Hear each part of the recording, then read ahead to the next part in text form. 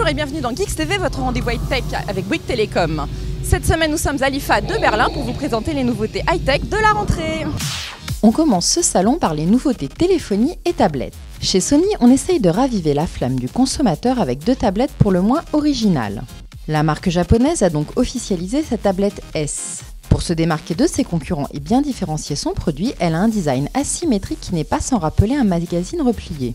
D'après Sony, une telle conception déporte le centre de gravité afin d'offrir une sensation de légèreté et ainsi d'éviter de fatiguer en la portant d'une main. La Sony Tablet S embarque un écran tactile de 9,4 pouces et tournera sous Android Honeycomb 3.1. Ses petits plus face aux concurrentes sont un port infrarouge pour en faire une magnifique télécommande universelle, mais aussi une fonction Throw qui facilite le partage du contenu multimédia en autorisant l'envoi de musique ou de vidéo de la tablette à un autre périphérique DLNA d'un seul geste. Pour finir, elle est en plus certifiée PlayStation et sera vendue avec 2 jeux intégrés. La deuxième tablette Android annoncée est la Sony Tablet P qui adopte elle aussi un design peu commun.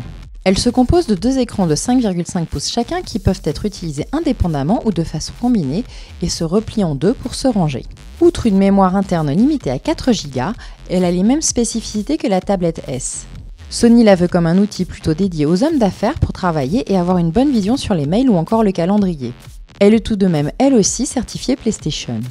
Côté téléphone, Sony Ericsson annonce le Xperia Arc S. Reprenant le design plutôt réussi du modèle précédent, ce nouveau mobile accueille un processeur de 1,4 GHz censé être 25% plus rapide que dans les activités multimédia. Enfin, à l'instar de tous les smartphones Sony Ericsson Xperia de la gamme 2011, le Xperia Arc S pourra accéder aux services musique Unlimited et vidéo Unlimited. Le premier recense plus de 10 millions de chansons tandis que le second se concentre sur les films et les séries TV. On poursuit les annonces de cette IFA avec Samsung. On commence par le téléphone Wave 3 qui est le premier terminal doté de la dernière version du système d'exploitation Bada 2.0. Celle-ci propose des nouvelles fonctionnalités comme le NFC, la prise en charge du multitâche ou encore la reconnaissance vocale.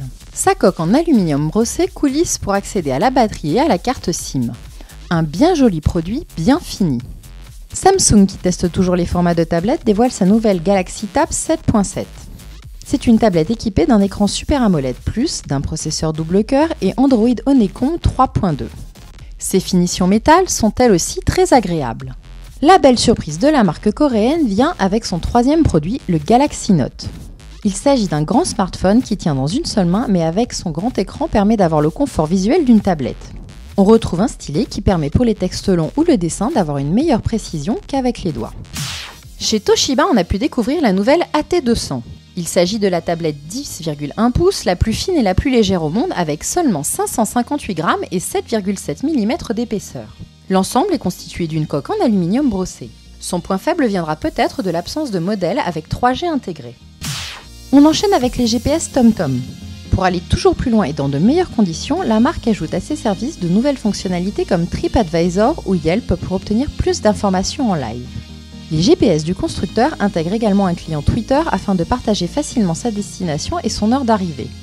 Ceci n'est pas pour tout de suite pour les modèles français, mais il y a de l'idée. La grande bonne nouvelle vient de l'adaptation de la version iPhone de TomTom à l'iPad.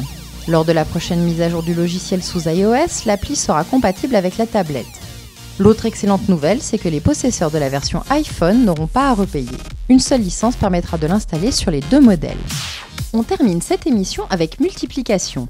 C'est une application ludique qui vous permet de réviser vos tables de multiplication en vous amusant et en cumulant des points.